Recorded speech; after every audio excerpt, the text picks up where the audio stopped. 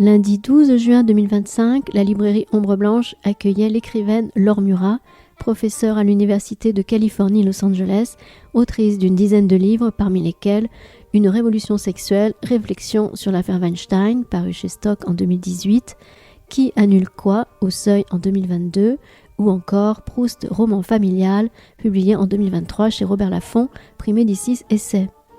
Elle y présentait ce jour-là Toutes les époques sont dégueulasses, réécrire, sensibiliser, contextualiser, publié chez Verdier.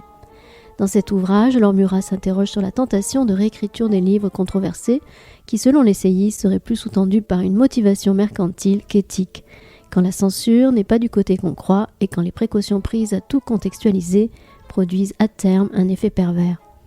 À l'aide de quelques exemples, Laure Murat rebat les cartes d'une polémique qui, à force d'amplifier, brouille les vrais enjeux de la création et de sa dimension politique. La rencontre était animée par Benjamin Lebrun.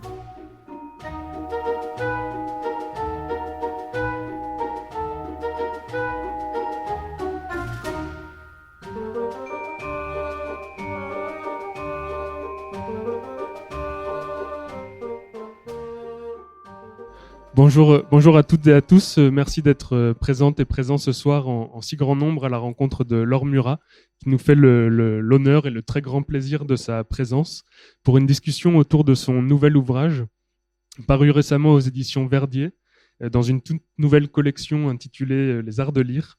Le livre s'intitule, lui, Toutes les époques sont dégueulasses, un titre tiré d'une citation d'Antonin Artaud, on y reviendra. Voilà, je dis quelques mots de présentation avant de laisser la parole à Laure Murat. Laure Murat, merci à vous. Bonsoir. Bonsoir. Et comment s'appelle le chien? Philby.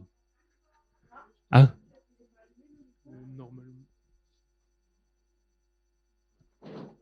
Normalement, c'est bon. La chienne s'appelle Phoebe. Voilà. Et elle est parfaite. Oui, je sais. La vie est dure. Donc, bonsoir à vous et bonsoir. Merci infiniment d'avoir accepté l'invitation de la librairie et d'être parmi nous ce soir. Nous en sommes très heureux. Donc je vous présente très brièvement avant de vous laisser la parole. Vous êtes historienne, vous avez enseigné pendant près de 20 ans à l'Université de Californie à Los Angeles, la célèbre UCLA. Vous avez enseigné le français, la littérature française et les études francophones.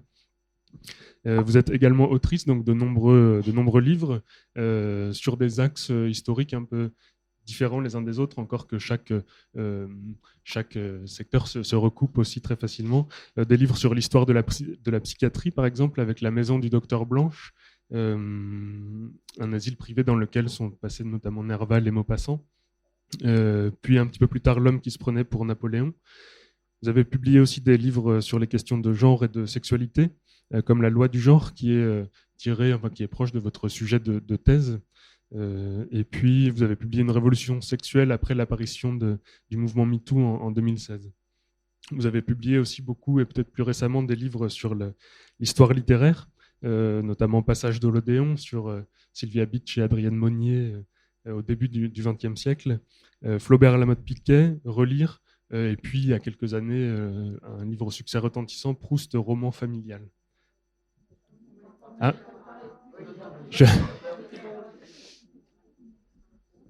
je vais essayer de parler peut-être mieux dans le micro, peut-être. Est-ce que c'est mieux là? Oui. Alors, le texte dont nous parlerons ce soir est un texte plus court que ceux que j'ai cités. C'est un texte d'intervention. Il est issu de différentes conférences que vous avez données ces dernières années. C'est un texte très vif et malgré sa brièveté, la minceur du livre, c'est néanmoins un texte très, très riche, très subtil dans son analyse et ses propositions. C'est un livre qui aborde donc l'épineuse question de la réécriture des textes littéraires et qui cherche à sortir de l'impasse du débat stérile que cette question suscite dans le débat public, dans le domaine public. Et donc, je vous laisse la parole tout de suite avec une première question sur peut-être l'élaboration de ce court texte. Peut-être vous pouvez nous dire comment il est né justement au gré de ces rencontres successives, de ces conférences successives, et peut-être un petit mot sur justement la collection que vous inaugurez chez Verdier, les arts de lire. Volontiers. Bon, je réitère mes excuses d'être arrivée en retard. Je viens de Carcassonne, j'ai une maison à côté. Et je pensais que ce serait une promenade de santé. Ben non, pas du tout. Et j'avais un petit peu oublié qu'on ne pouvait pas du tout rouler dans Toulouse. Mais enfin, j'ai trouvé une place de parking, ce qui, j'ai l'impression, vaut de l'or ici. Donc voilà. Bon, encore toutes mes excuses. Alors, comment m'est venue l'idée de ce livre? En réalité, je pense que ça a commencé, si on veut vraiment remonter loin, quand Libération m'a demandé de faire une chronique mensuelle. Vous savez, ils ont la chronique des écrivains, la chronique des historiens, etc. Moi, je faisais partie des historiens. Donc, on est 4 et une fois par mois, donc par roulement, hein, bon, on fait cette chronique. Et du coup, ça m'a obligée à regarder d'une autre façon l'actualité, ce qui, pour une historienne, est toujours quelque chose de passionnant et d'un peu compliqué, quand on doit écrire dessus, hein, bien sûr. Et puis là-dessus est arrivé MeToo, qui m'a évidemment passionnée et qui continue de me passionner d'ailleurs. Donc j'ai fait ce livre, Une révolution sexuelle.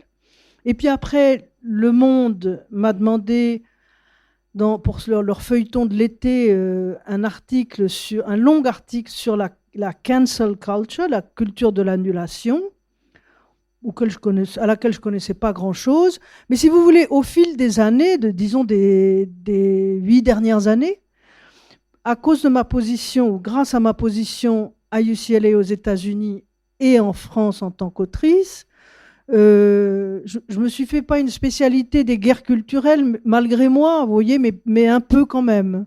Parce qu'au fond, je voyais bien que ce qui se passait aux États-Unis était intéressant, mais problématique. Quand ça arrivait en France, ça arrivait complètement déformé, et c'était encore plus problématique. Et au fond, cette position intermédiaire, comme ça, que j'avais, y a une amie qui se moque toujours de moi parce que pendant très longtemps j'ai dit je vis entre Los Angeles et Paris. Alors elle me dit mais tu vis quoi, dans l'océan Atlantique? Bon, c'est probable d'ailleurs. Mais enfin bon, donc cette position d'agent double en quelque sorte, parce que j'ai été élevée, je suis française, j'ai été élevée en France, enfin à Paris, tout ça. Bon.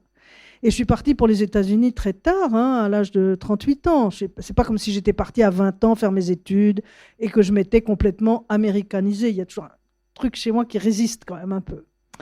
Mais bon, donc j'ai eu l'impression pendant toutes ces années d'avoir un peu le meilleur des deux mondes et d'avoir, c'est pas une qualité, c'est juste une position. Ce double regard qui pouvait peut-être faciliter l'introduction de certains concepts un peu compliqué, en tout cas plus compliqué que ce qu'on veut bien nous en dire, parce que ce dont je me rends compte avec désolation, c'est qu'on vous somme de penser par injonction. Il faut dire est-ce que vous êtes pour, est-ce que vous êtes contre. Oui, et c'est une façon de faire que je trouve d'abord très brutale et surtout contraire à ce que j'appellerais la pensée critique. Donc, la cancel culture, je m'étais dit, oh là là, qu'est-ce que c'est que ce truc? Moi, je ne suis pas en plus sur les réseaux sociaux, donc j'ai tout un pan d'informations qui me manque. Et puis même un pan d'informations sur les mentalités, sur la façon dont les gens parlent, s'expriment. Je me tiens à distance de ça, à dessein, hein, évidemment. Je ne veux pas du tout faire partie de ça. Mais j'ai bien conscience que c'est un manque aussi. Bon. En même temps, ça vous permet peut-être d'avoir un peu plus de distance. C'est possible. Enfin bon, en tout cas, c'est ma position. Elle n'a pas de qualité spécifique, c'est juste ma position. Bon. Donc j'ai sorti ce petit livre sur la culture de l'annulation au Seuil en 2022, je crois. C'était un tout petit livre aussi. Et j'ai vu qu'il y avait un intérêt. Et pourquoi? Je vais vous le dire, c'est très simple. C'est que moi, je connaissais très peu cette question. J'avais des a priori, des préjugés, comme tout le monde. Et je me suis mise à étudier la question. J'allais dire honnêtement. Je ne dis pas que les journalistes ne sont pas honnêtes, hein, mais ils ne sont peut-être pas complètement d'ailleurs. De façon honnête et surtout systématique, parce que j'ai une formation d'autodidacte d'ailleurs, mais enfin, je suis quelqu'un de très obsessionnel. Quand je vais aux archives, je veux tout voir. Et bien là, c'était pareil. Je voulais étudier toute la question et comprendre le point central de ce que c'était que cette fameuse culture de l'annulation. Et je me suis rendu compte que ce n'était pas du tout ce qu'on disait. En tout cas, pas entièrement. Et que je suis trop longue là, peut-être. Parce que moi, vous savez, je pars et c'est... Oui. Et je me suis rendu compte, j'ai pris donc un exemple, parce qu'on ne peut pas s'éparpiller, sinon on ne comprend rien, le déboulonnage des statues.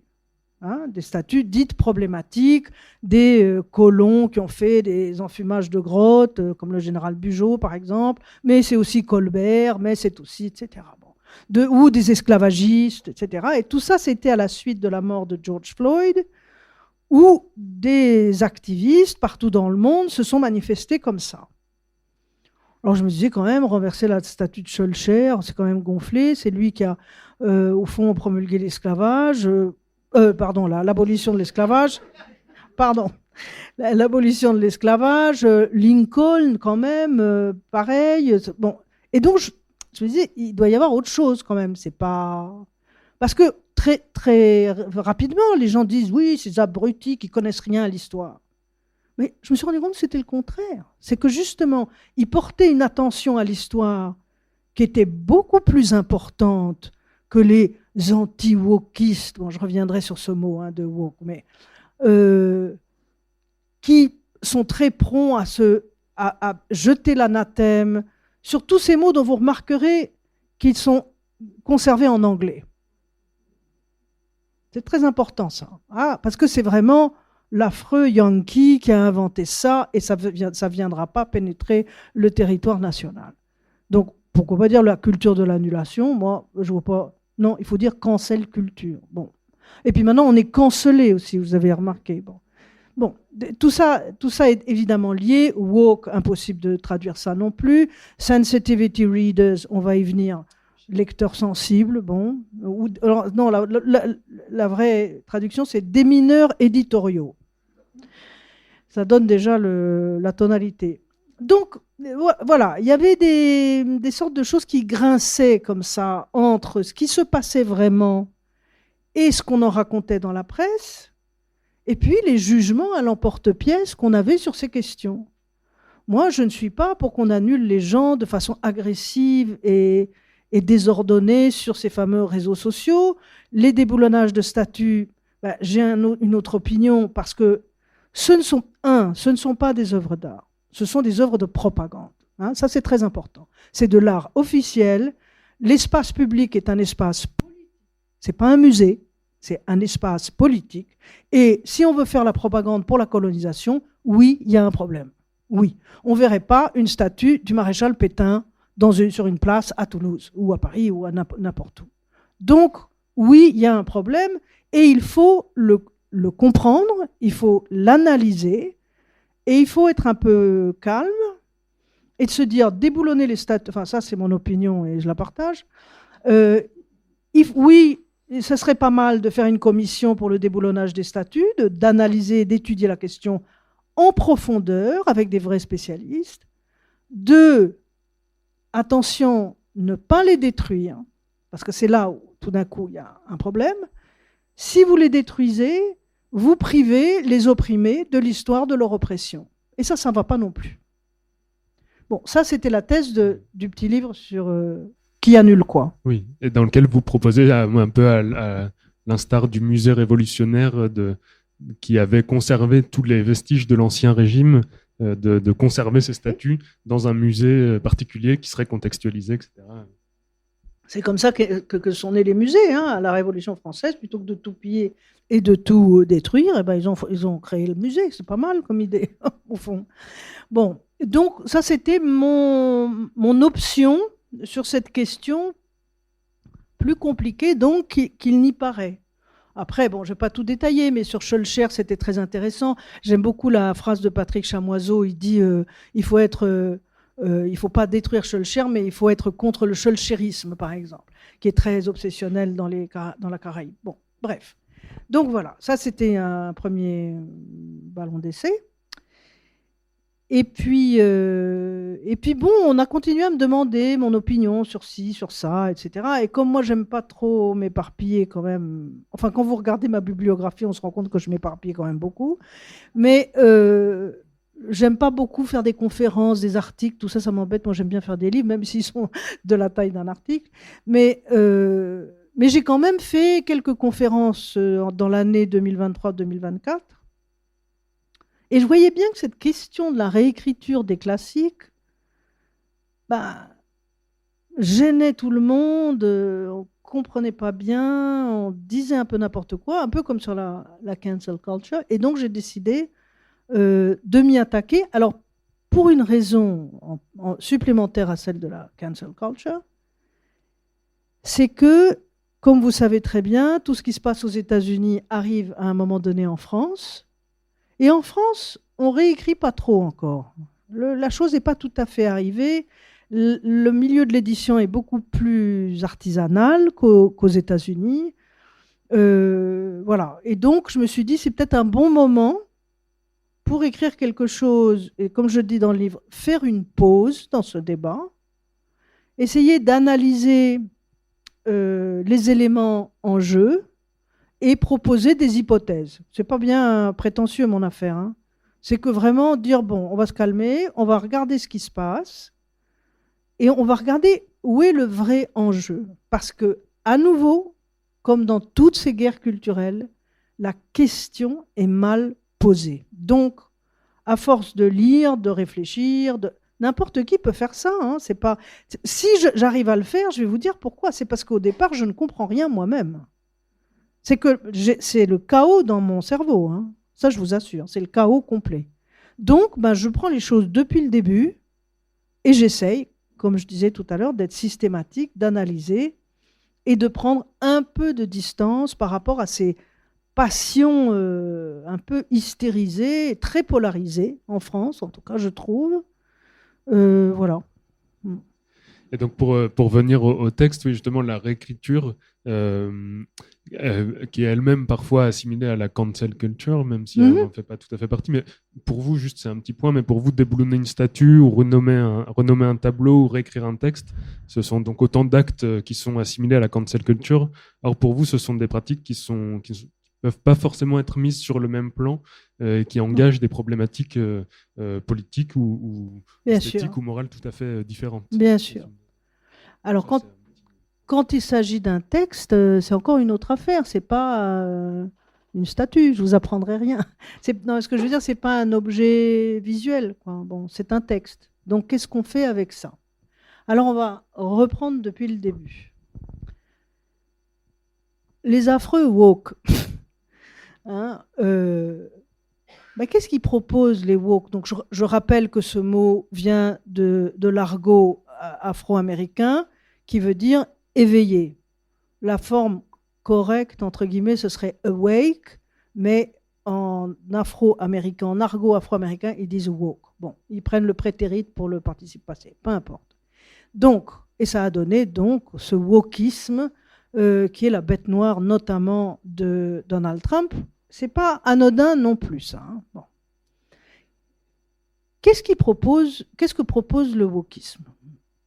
Si on veut être honnête, si on veut regarder correctement, bon, il propose plus de justice sociale, plus de justice écologique, s'agrège à tout ça Black Lives Matter et MeToo, lutter, et c'est là où on arrive à notre affaire, contre les représentations homophobes, racistes, sexistes, etc., qui, en effet, forgent notre imaginaire.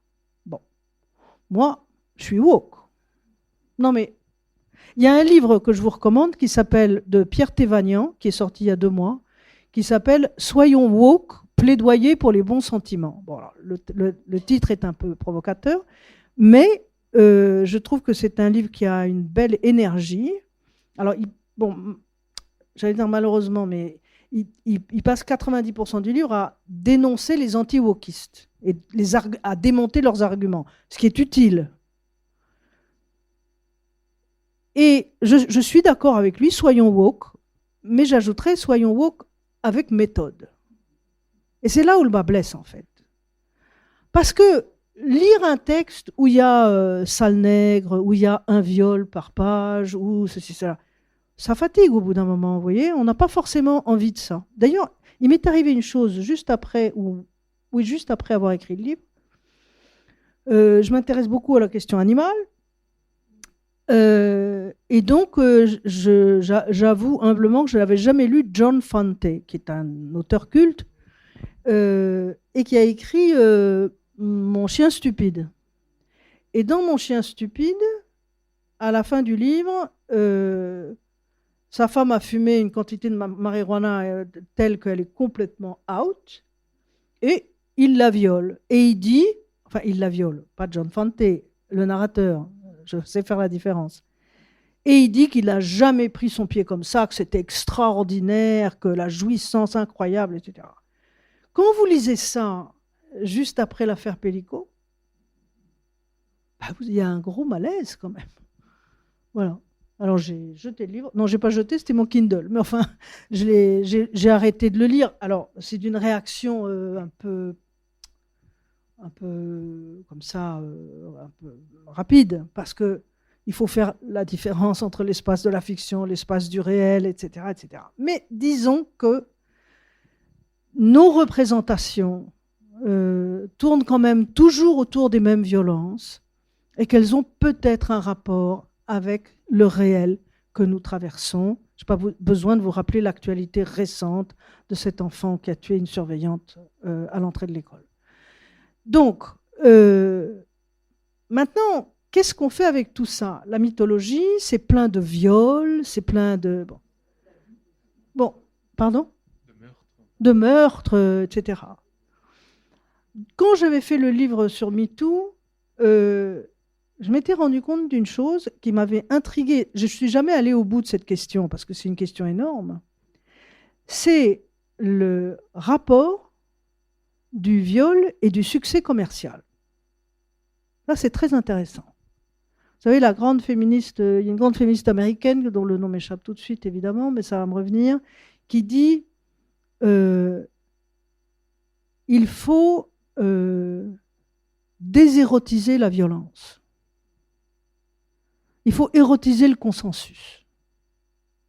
Pourquoi la violence est tellement liée à l'érotisme et au succès commercial? Je vais raconter une histoire très brève. Faulkner, qui est un des auteurs que je préfère, avait écrit 5 livres, 5 fours. Vraiment. Et il s'est dit, cette fois-ci, je vais faire un succès. Il a raconté l'histoire à qui voulait l'entendre. Hein. Vous l'avez, cette histoire-là, il l'a racontée partout. Elle a été rapportée partout. Et il a dit, je vais écrire sur un viol. Ça a marché. C'était Sanctuaire, c'est un chef-d'œuvre par ailleurs, où une femme se fait violer avec un épi de maïs, scène très célèbre, et se termine dans un bordel. Bon. Donc, il y a cette... Bon, mais ça, c'est une question, je dirais, très importante, mais qui ne résout pas notre affaire, de se dire qu'est-ce qu'on fait avec tout ce patrimoine qui nous bourre la tête de représentations, on va dire, problématiques. Une des positions woke que moi je n'aime pas, enfin que je démonte dans mon texte, c'est de se dire, on va réécrire les classiques. Alors, remplacer le mot nègre, qui est une insulte, par noir, je ne vois pas très bien ce que ça change au texte, sinon qu'il est moins insultant, par exemple. Mais le problème, c'est que quand vous faites ça, il y a tout le reste qui suit.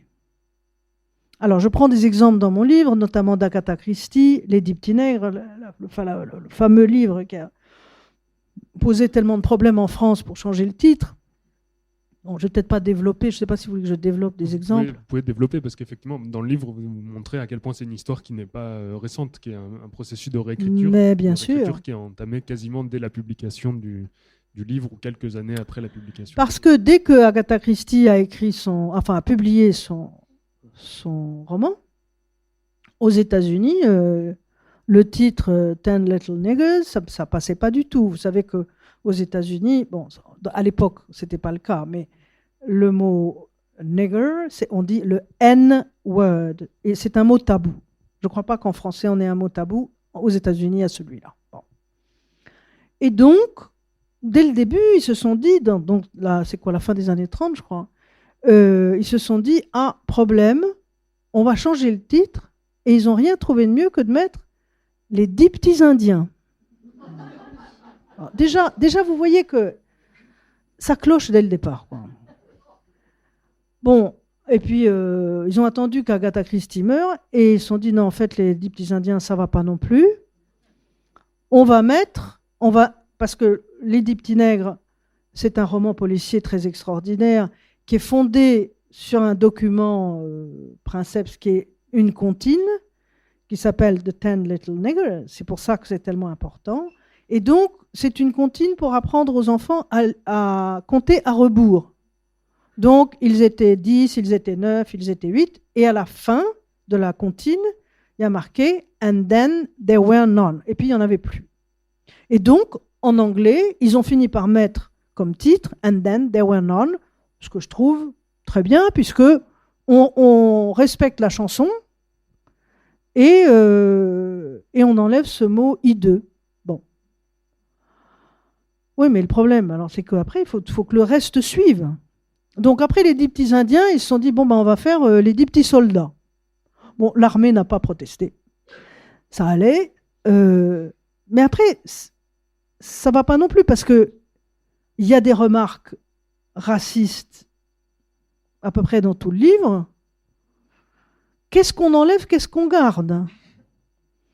Alors, on enlève que l'île sur laquelle se retrouvent les 10 personnes a une forme négroïde.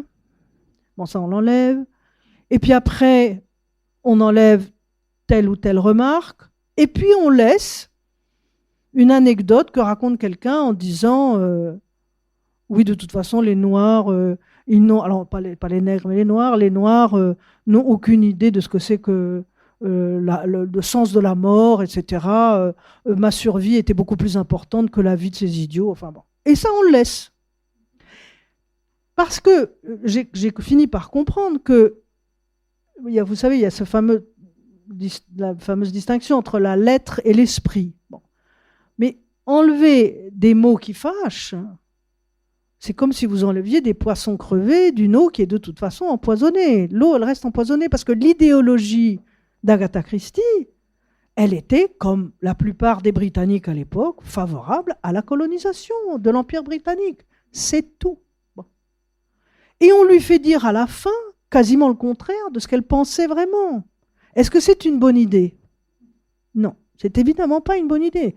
Après, je prends l'exemple, bon, ça c'est un petit peu tiré par les cheveux, mais c'est pareil. Si vous enlevez toutes les remarques sexistes qu'il y a dans James Bond, il y a du travail, vous ne comprenez plus rien à la misogynie des années 50. Parce que justement, une fois de plus, je répète, on ne peut pas priver les opprimés de l'histoire de leur oppression. Maintenant, est-ce qu'on doit le leur rappeler tout le temps? C'est un autre problème. Voilà, je crois que c'était ça mais peut-être, enfin, je vous laisse. Non, mais j'essaie de poursuivre sur ces questions de ces exemples-là qui reviennent effectivement sans cesse. Agatha Christie, Ian Fleming, Roald Dahl. Et en fait, vous en arrivez à la conclusion. On reviendra après sur réécrire. Voilà. Mais pour finir sur ces exemples-là, que ce qui est à la source de la réécriture, c'est pas une question morale, c'est pas réparer les injustices ou les insultes qui sont, mais c'est une motivation qui est en fait purement commerciale. Alors il y a ça, c'est ce qui vient se doubler là-dessus. Les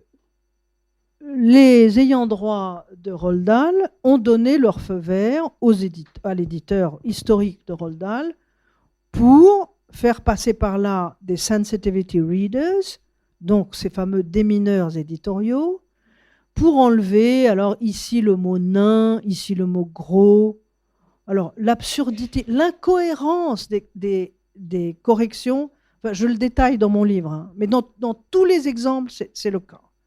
Dans James Bond, alors on enlève le N-word pour mettre noir ou African American, très bien, mais en revanche, on laisse que les Coréens sont inférieurs aux singes dans la hiérarchie des mammifères. Alors, vous vous dites, Ça veut dire quoi? Qu'est-ce que ça veut dire? Et surtout, où est-ce qu'on place le curseur? Où est-ce qu'on s'arrête? Jusqu'où on va? Parce que bientôt, il y a les antispécistes, dont je suis, qui vont dire ah non mais attendez, là, les animaux, ils sont maltraités, etc. Enfin bon, on s'en sort pas, bien sûr.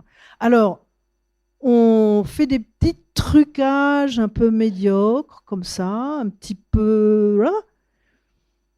Et ce qui s'est passé avec Roald Dahl, c'est que donc les ayants droit ont donné le feu vert. Pourquoi? Parce que les droits allaient être vendus à Netflix.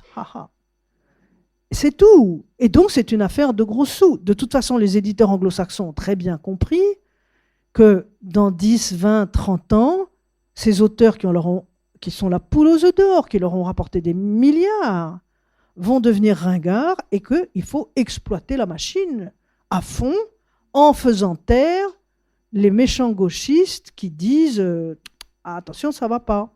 Or là, vous vous rendez compte que les wokistes les mieux intentionnés, sincèrement antiracistes, se trouvent en réalité à demander la même chose que l'entreprise capitaliste qui veut exploiter la poule aux œufs d'or. Alors, c'est une collusion, ce n'est pas une alliance objective, c'est une collusion malheureuse entre deux choses diamétralement opposées, mais qui aboutissent au même, ça c'est très important, au même mensonge historique. Ça, j'y tiens beaucoup à ça. Parce que, à la fin, c'est une falsification de l'histoire que vous obtenez. Quand est-ce que... Alors, on me dit, mais oui, mais l'original, on conserve l'original, la première version, etc. Dans le cas de Roald Dahl, ce n'était pas exactement ça, puisqu'ils ont décidé de republier devant la bronca, évidemment, partout dans le monde, contre cette initiative. Ils ont décidé de le faire quand même pour calmer Netflix, qui n'ait pas de problème avec les avocats, et de rééditer la version dite originale. Mais sans la bronca, je ne suis pas sûre que la version édulcorée n'aurait pas remplacé la version première. Donc, on arrive à... Il y a trop de problèmes avec cette initiative, dont je comprends les motivations premières, mais dont je conteste la pratique, la méthode, comme un errement démagogique, appelons les choses par leur nom, et qui est dommageable. Par ailleurs, j'ajoutais, après je m'arrête, moi je suis vraiment, mais fondamentalement, mais même à un point presque inquiétant, contre la censure. Je crois que la censure, c'est extrêmement grave, que supprimer des mots, interdire des mots, c'est extrêmement grave. Et il y a quelqu'un qui fait ça en ce moment, c'est Donald Trump. Et c'est exactement pour ça qu'il a pris pour ennemi principal le wokisme dont il fait une espèce d'épouvantail. Et donc, ma position, c'est de dire aux wokistes dont je me sens proche, oui, mais faites attention à comment vous le faites. Voilà. Et qu'il ne faut pas tomber dans ce travers qui est démagogique, brutal et qui est anhistorique. Vous écoutez Laure Murat, autrice chez Verdier de l'ouvrage « Toutes les époques sont dégueulasses », réécrire, sensibiliser, contextualiser, lors de sa venue à la librairie Ombre Blanche à Toulouse, jeudi 12 juin 2025.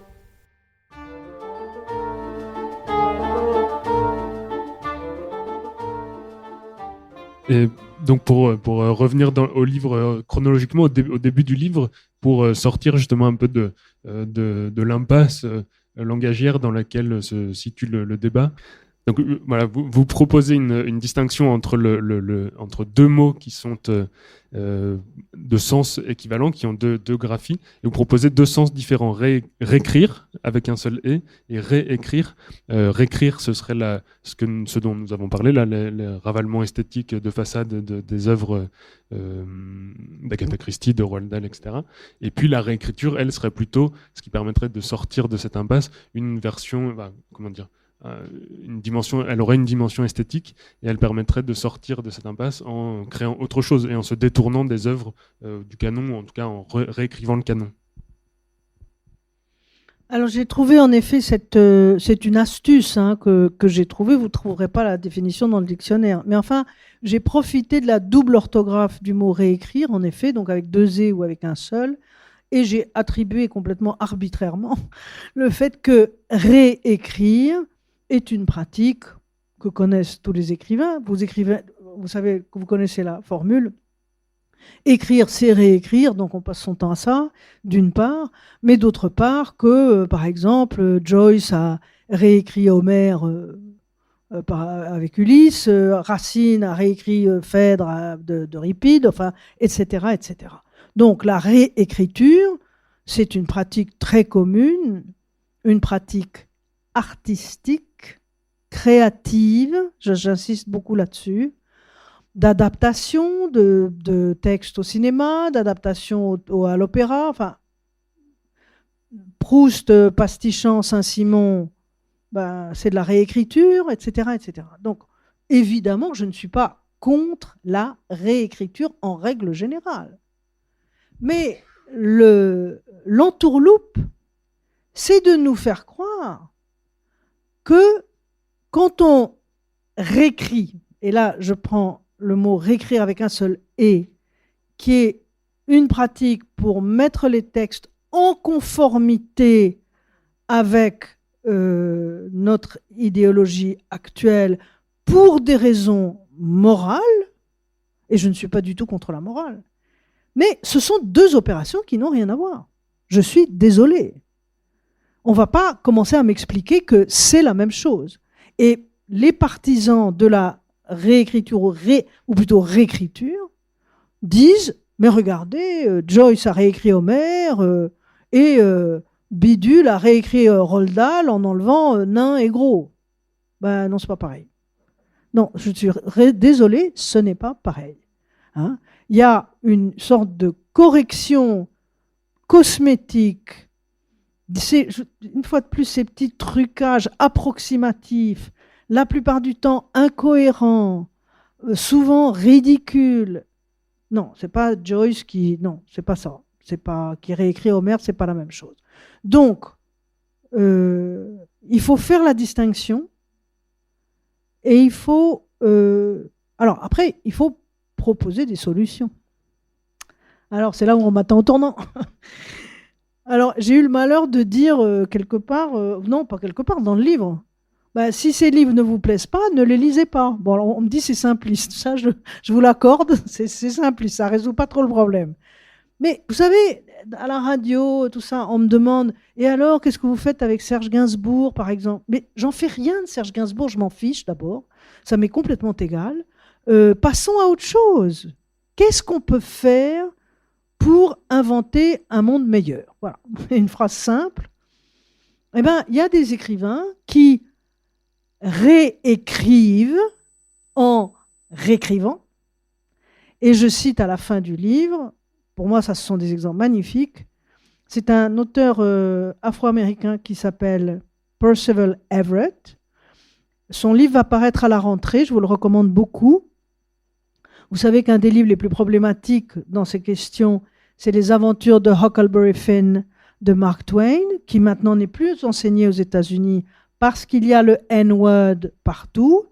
On l'a remplacé par slave, esclave, sauf que ça ne marchait pas pour les Noirs qui étaient affranchis. Et finalement, le livre est tombé voilà, dans l'oubli et n'est plus étudié à l'école. Alors Percival Everett, qui est un très grand écrivain, a relevé le défi et il a écrit un livre qui s'appelle James, c'est-à-dire qu'il rend à Jim, l'esclave, son prénom voilà, noble en quelque sorte, et il en fait le personnage principal de son livre, et c'est drôle, c'est intelligent, c'est magnifique. Ça, c'est un exemple. Plutôt que d'aller trafiquer les textes, voilà, alors réécrivez-les en les réécrivant, mais avec du talent. Il faut sortir par le haut de cette histoire, pas par le bas. Ça, j'y tiens beaucoup. Autre exemple, rapidement, Pénélope Bagieux a adoré Roald Dahl dans son enfance parce que les enfants adorent les choses les plus cruelles et les plus atroces. Et donc, elle a adoré ça, ce que je comprends très bien. Mais bon, elle était quand même gênée aux entournures par certaines choses, le sexisme, l'antisémitisme qui est très réel chez Roald Dahl, d'ailleurs il s'en cachait pas. Bon, et elle a réécrit Sacrée sorcière de façon drôle, et c'est un hommage à Roald Dahl en écartant, voilà, ce qui est peut-être moins audible ou plus du tout audible aujourd'hui. Ça, ce sont des exemples qui me semblent intéressants. Troisième chose, mais qui est évidemment très importante, et là je prends le cas célébrissime, mais très récent finalement, enfin pas récent dans l'action proposée, qui est la préface de Tintin au Congo. Hein, Tintin au Congo, dont beaucoup de Congolais ont demandé l'interdiction. Et le Conseil représentatif des associations noires demandait à corps et à cri depuis très longtemps qu'on fasse une préface à cet album, ce qui a été fait il y a très peu de temps par un tintinolâtre qui a beaucoup à cœur de défendre Hergé, et du coup a fait une préface alors très habile, parce qu'elle est très renseignée, très informée, avec beaucoup de visuels, d'images, etc., mais qui ne fait que répéter les clichés racistes, et finalement nous explique que voilà, Hergé était un homme de son temps.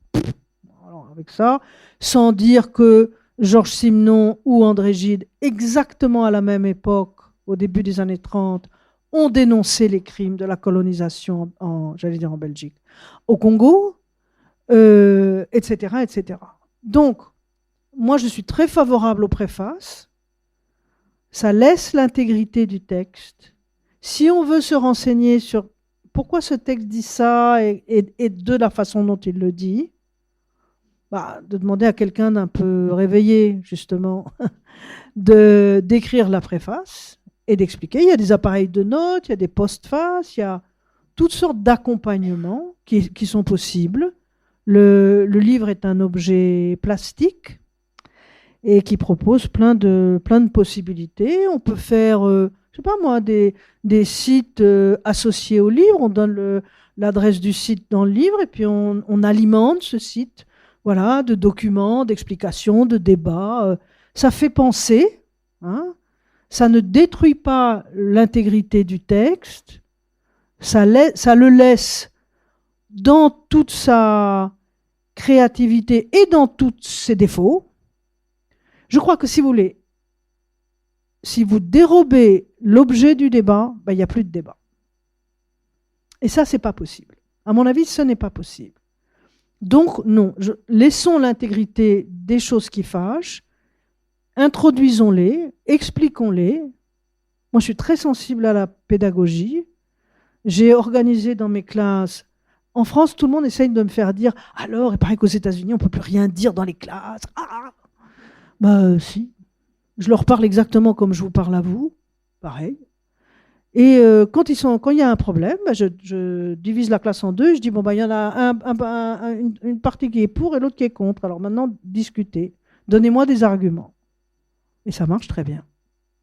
Et justement, vous parlez de cette expérience de terrain en tant que professeur et de votre rôle auprès de ces ces jeunes lecteurs, enfin, et vous tracez une frontière, vous nommez ça la frontière délicate entre justement le safe space, le fait que le campus doit être un lieu bienveillant, où personne n'est violenté, et en même temps, l'écueil inverse, c'est ou plutôt le miroir de ça, c'est la comfort zone, c'est-à-dire le lieu où il n'y a plus aucune adversité, plus aucune discussion. Comment est-ce qu'en tant qu'enseignante, justement, vous avez réussi à naviguer sur cette ligne subtile? Alors, on nous donne des conseils à l'université pour ça, justement.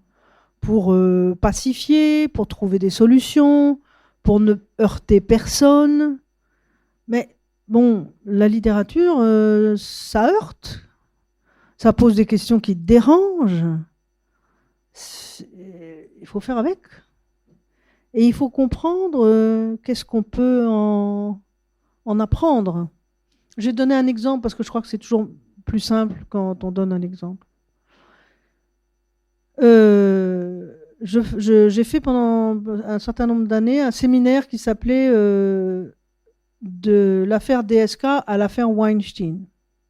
Et j'originais le séminaire dans le libertinage à la française, le fameux libertinage à la française, avec les origines de ce que c'est que le libertinage, le libertin, etc., depuis le XVIe siècle, et le fameux puritanisme à l'américaine, pour essayer de démonétiser tous ces mythes, hein, et expliquer exactement de quoi il en retourne pour mieux comprendre l'actualité proche, on va dire. Donc, on étudiait Don Juan, on étudiait Sade, etc. Bon, des textes qui sont un peu problématiques, hein, forcément. Bon. Et à la fin du séminaire, puisque mon affaire, c'est la littérature, essentiellement, j'ai parlé de ce que c'était que l'obscénité, qui est un concept très complexe, là aussi. Et j'ai donné à lire un texte que je trouve très important, qui est extrêmement difficile à lire, enfin difficile, pas compliqué, mais difficile parce que c'est très exigeant, qui est Une semaine de vacances de Christine Angot. Donc le récit de viol répété par son père. Et donc là, on met aux États-Unis, dans les classes, ce qu'on appelle un trigger warning. C'est une sorte de drapeau rouge sur le syllabus, c'est-à-dire le résumé du cours, hein, qu'on distribue aux étudiants au début de l'année, en disant voilà, on va étudier ça, ça et ça, et puis on met un trigger warning sur des textes qui pourraient poser un problème. Et donc je mets un trigger warning sur le texte de Christine Angot, voilà, en disant c'est un texte qui est très dur. Je ne sais pas si certains d'entre vous l'ont lu. Bon, c'est vraiment, voilà, c'est très graphique, comme on dit, c'est très explicite. Et c'est très poignant, et c'est très bouleversant, etc. Donc, qu'est-ce qu'on a dans une classe ? J'apprends que dans les classes en France, on pense qu'il y a à peu près 10% des enfants qui ont subi un inceste. Ben, aux États-Unis, c'est pareil, hein, forcément. Qu'est-ce que je peux savoir de qui j'ai en face de moi, hein ? Je ne peux pas savoir leur vie. Donc, je mets un trigger warning, parce que ça peut être insupportable de lire une chose comme ça. Et une année, il y a une jeune fille qui est venue me voir et qui m'a dit, voilà, et donc j'encourage toujours les étudiants à venir me voir. Et donc elle est venue me voir et elle m'a dit, pour moi, c'est très compliqué. Elle n'a pas voulu me dire pourquoi, enfin je ne lui ai pas posé la question parce que je sentais qu'elle n'avait pas envie d'en parler. Et je lui dis, je peux évidemment comprendre. Et donc elle me dit, qu'est-ce que je fais ? Est-ce que vous pouvez me donner un conseil ? Alors je lui dis, écoutez, il y a plusieurs solutions. Ou vous sautez ce cours-là en particulier, vous assistez à tout le reste, mais pas à celui-là, si vous considérez que c'est trop difficile. Je ne suis pas une brute, moi. Ou vous ne prenez pas le cours du tout si vous pensez que vous allez quand même manquer quelque chose d'important. Ou alors, et je lui dis ça évidemment, c'est ce que je vous recommanderais, mais c'est tout à fait vous qui êtes libre, vous essayez. Vous essayez d'assister au cours, vous essayez de lire ce livre et vous essayez d'assister au cours. Si vous décidez d'assister au cours, vous pouvez vous lever et partir à n'importe quel moment, si ça devient trop compliqué, psychologiquement. Et vous n'avez pas à vous justifier, vous sortez. Juste vous sortez et je saurai que vous sortez, qu'il n'y a pas de problème. Elle a choisi la troisième solution. Donc elle a choisi de venir quand même parce que je lui ai dit, quelle que soit la raison pour laquelle cette lecture vous paraît trop difficile, pensez quand même que vous êtes à l'université aussi, pour analyser des choses qui vous ont heurté et par l'analyse, peut-être surmonter certains problèmes. Et qu'au fond, moi c'est ce que Proust m'a appris, hein. Il m'a appris à surmonter, à maîtriser. Alors maîtriser c'est un grand mot, mais enfin disons à être plus lucide, à me dessiller sur certaines situations. Et je pense que c'est un immense avantage. Moi j'ai tout appris par la littérature, bon je ne suis pas un exemple, mais enfin il y a des choses à tirer de ça. Et donc, elle a assisté au cours et ça s'est très bien passé. Voilà. Maintenant, elle m'aurait dit je n'y assiste pas, j'aurais respecté sa décision. Je crois qu'il ne faut pas prendre les gens pour... Enfin, je veux dire, ils sont responsables. Voilà, c'est leur vie, vous voyez, c'est pas... Voilà. Et ça m'amène à une autre question. Après, je vous laisserai, peut-être on fera un échange avec le public, ce sera aussi plus vivant peut-être, mais une question sur les sensitivity readers dont vous avez parlé, les démineurs éditoriaux. Ils sont très décriés et vous les décriez vous-même dans le rôle qu'ils ont sur la réécriture de la modification de certains termes dans les textes dont on a parlé. En revanche, ils ont aussi une activité auprès des écrivains vivants qui écrivent aujourd'hui. Et vous citez le débat ou l'échange vif qu'il y a eu il y a 2-3 ans entre Nicolas Mathieu et Kevin Lambert sur le rôle des lecteurs sensibles auprès des écrivains vivants. Là, ils ont un rôle peut-être plus important et plus nuancé à jouer. Oui, je trouve que on caricature beaucoup leur rôle, on leur fait porter beaucoup plus qu'il ne faut. On oublie de dire une chose, c'est la responsabilité énorme des éditeurs. On ne parle pas assez de ça. On jette l'anathème sur le sensitivity reader, on jette l'anathème sur les auteurs qui s'auto-censureraient, on jette l'anathème un peu sur tout le monde, on ne parle jamais des éditeurs. Mais c'est eux quand même qui sont les premiers responsables, hein, qui sont la cheville ouvrière de tout ça quand même. Alors, en effet, je ne suis pas favorable à ce que les sensitivity readers falsifient les textes du passé, ou en tout cas les nettoient, les édulcorent, les falsifient, comme vous voulez. Mais en revanche, quand un auteur ou une autrice, je ne sais pas, si elle écrit un roman sur l'hôpital, elle ira voir des médecins. Ça ne me paraît pas extraordinaire d'aller voir des membres d'une communauté pour se renseigner. Pour être plus exact, et peut-être aussi plus respectueux par rapport à des expériences qu'on n'a pas eues. On ne peut pas avoir eu toutes les expériences. Un écrivain hétérosexuel qui aurait un héros homosexuel, moi, je ne suis pas contre, ça m'est complètement égal. Mais s'il dit n'importe quoi, c'est pas formidable. Pour la sensibilité générale, pour l'acuité de son regard, pour ce qu'il peut délivrer comme idée. Voilà. Donc, pourquoi pas. Mais Nicolas Mathieu, dans une polémique que je raconte dans le livre, s'est beaucoup insurgé en disant que c'était une saloperie, etc. Non, je ne crois pas que ce soit une saloperie. Une fois de plus, on ne va pas leur faire porter le chapeau sur tout.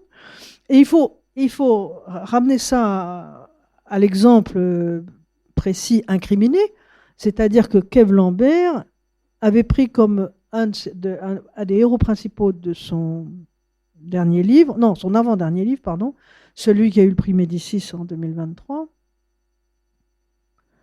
un Haïtien. Et à un moment donné, il a écrit, il voulait écrire qu'il rougissait. Puis il se dit, mais attends, est-ce qu'un Haïtien, ça rougit? Non, mais c'est idiot, mais vous voyez, bon, alors qu'est-ce qu'on fait? Là, il est allé demander à une Haïtienne. Ça me paraît pas... vous voyez, c'est un exemple simple. Hein. Et donc, il a adoré cette expérience parce qu'elle lui a appris plein de choses qu'il ne savait pas. Il s'en est servi dans son livre, qui est devenu plus fin grâce à ça. Tant que... C'est toujours la même histoire, c'est comme avec la censure. Tant que ce n'est pas imposé, tant que ce n'est pas obligatoire, tant que ce n'est... Ça va, c'est plutôt une bonne idée, je trouve. Alors, une dernière chose. Cancel culture, wokisme, sensitivity readers, ce sont des épouvantails qu'on garde en anglais pour nommer des choses qui existent depuis toujours. Ça, j'aimerais insister là-dessus. Parce que quand on dit « Ah oui, on va annuler J.K. Rowling parce qu'elle est contre les trans », elle n'est pas du tout annulée d'abord, elle va très bien, je vous remercie. Et quand les féministes, je ne sais pas, protestent pour le film de Polanski. Ah, il a été censuré. Non, le film a été donné dans toutes les salles en France. Sur J'accuse, là. Il a été financé par l'État. Ça va. Il n'y a que l'État qui peut fermer les cinémas. Hein. Ce n'est pas les féministes. Et les féministes, elles ont usé de quelque chose qui s'appelle la protestation, la manifestation, le boycott. Ça existe depuis toujours. Quand on déboulonne les statues, ça s'appelle du vandalisme. Ça date du sac de Rome, 5e siècle. Vous voyez ? Donc, tout ça, ce sont des pratiques qui existent depuis toujours. Les sensitivités... Il y a peu de temps, je parlais avec un éditeur de chez POL qui me disait « Mais je ne comprends pas cette histoire de sensitivity readers parce qu'on fait ça tout le temps. On fait ça depuis toujours. » Qu'est-ce qu'on fait quand on consulte un avocat pour lui dire est-ce que je peux dire ça aussi, ou voilà, est-ce que je vais me ramasser un procès? C'est un sensitivity reader, pardon. Donc, on met des mots américains pour agiter des drapeaux comme ça, pour effrayer tout le monde et créer cette espèce de panique morale en disant « Ah, la censure et tout ». Non, ce sont des pratiques qui existent depuis toujours. Donc, il faut se calmer. Moi, c'est ma grande recommandation. Se calmer, sauf quand on est en retard. Et regarder les choses et faire des propositions et lancer des débats. Voilà. C'est ce que je propose, moi. C'est ce que je propose aussi. Si quelqu'un a une question ou une réaction sur le texte. Bonsoir et merci.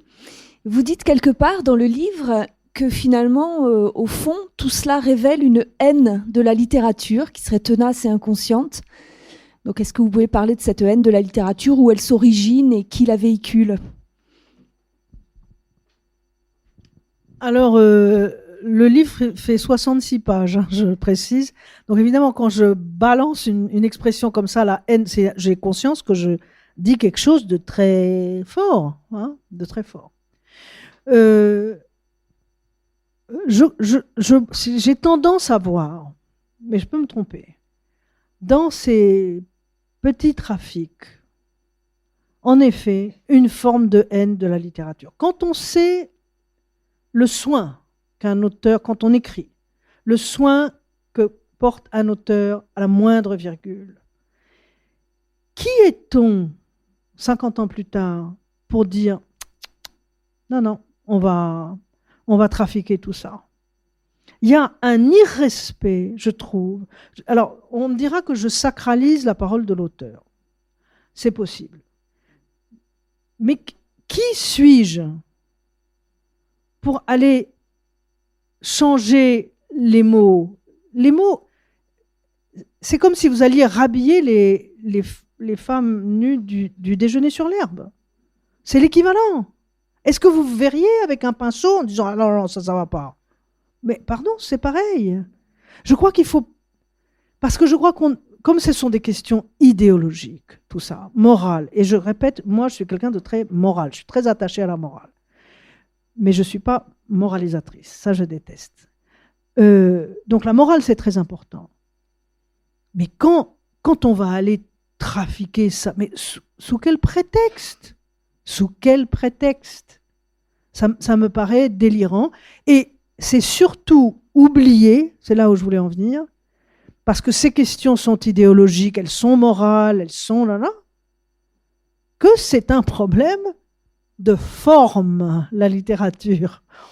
Pardon d'être un peu vieux jeu, peut-être là-dessus. Mais je regrette, c'est une question formelle.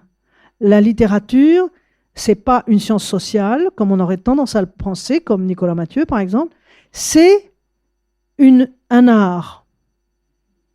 Donc, laissons les artistes faire ce qu'ils veulent, hein, et on verra après. Parce que ça me frappe beaucoup.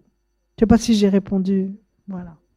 Oui, vous avez abordé la cancel culture, mais je me posais la question par rapport à l'appropriation culturelle, qui est encore un autre... L'appropriation culturelle. Voilà.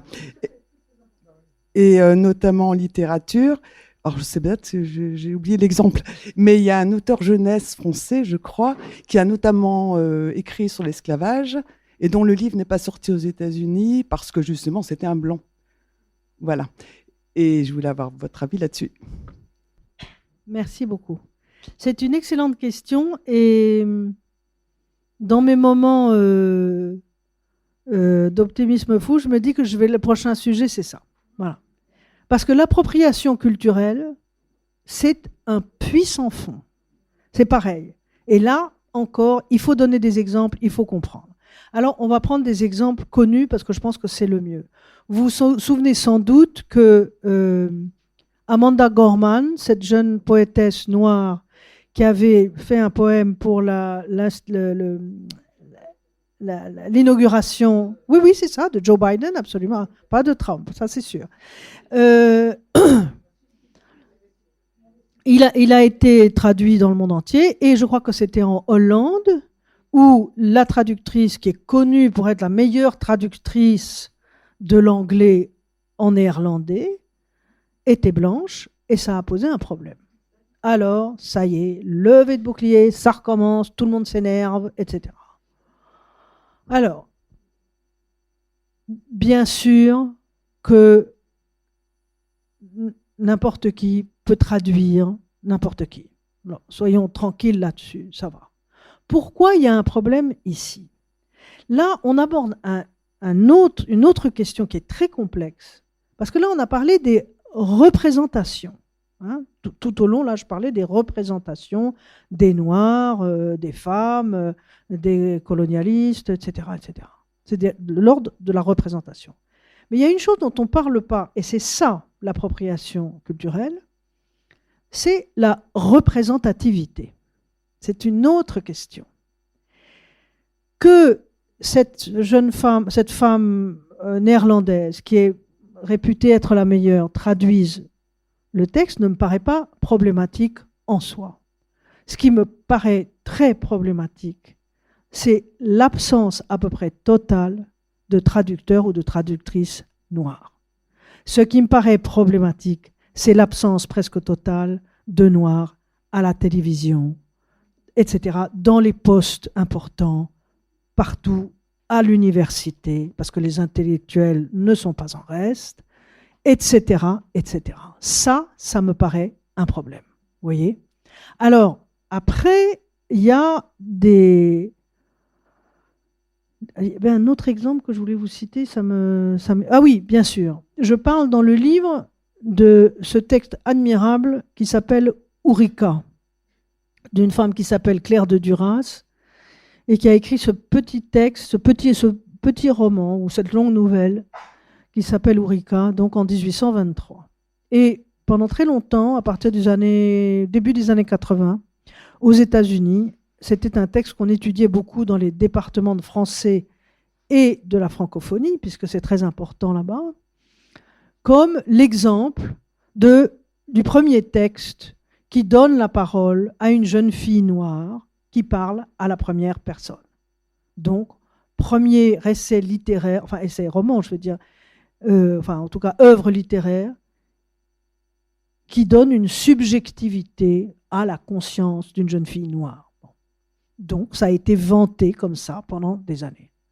Et puis, les guerres culturelles aidant, l'appropriation culturelle, etc., s'est posé tout d'un coup la question en se disant, mais attendez, Claire de Duras, de quel droit elle fait ça?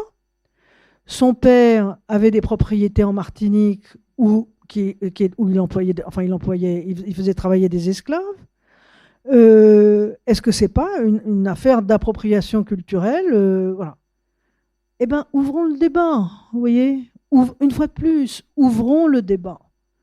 Donc, le même texte qui était célébré il y a 40 ans, qu'il l'est encore, hein, je vous rassure, est problématisé, en tout cas, est questionné aujourd'hui.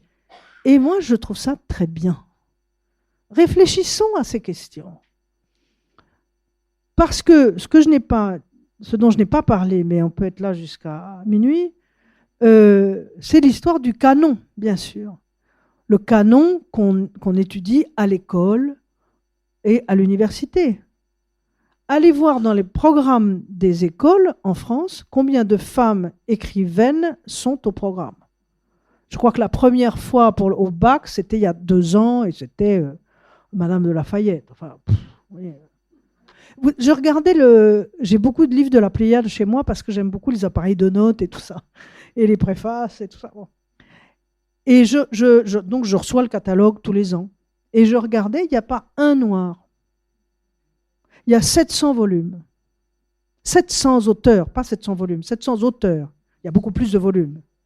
Vous ne croyez pas qu'il y a un problème là? Vous voyez? Et c'est ça ce que je veux dire dans il n'y aurait pas ces problèmes s'il y avait plus de représentativité la représentativité qui devrait y avoir.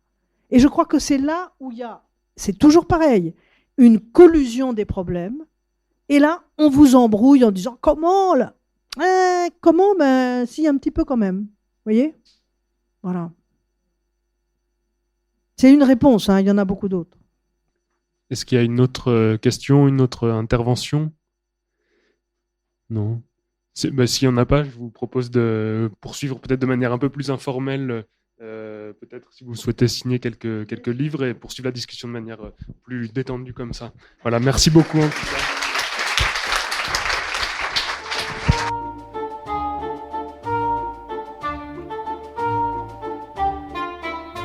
Vous venez d'écouter Laure Murat autour de la parution aux éditions Verdier de Toutes les époques sont dégueulasses, réécrire, sensibiliser, contextualiser, lors d'une rencontre à la librairie Ombre Blanche à Toulouse, jeudi 12 juin 2025, réalisée et mise en onde par Radio Radio, en partenariat avec Radio Radio Plus et Radio Terre.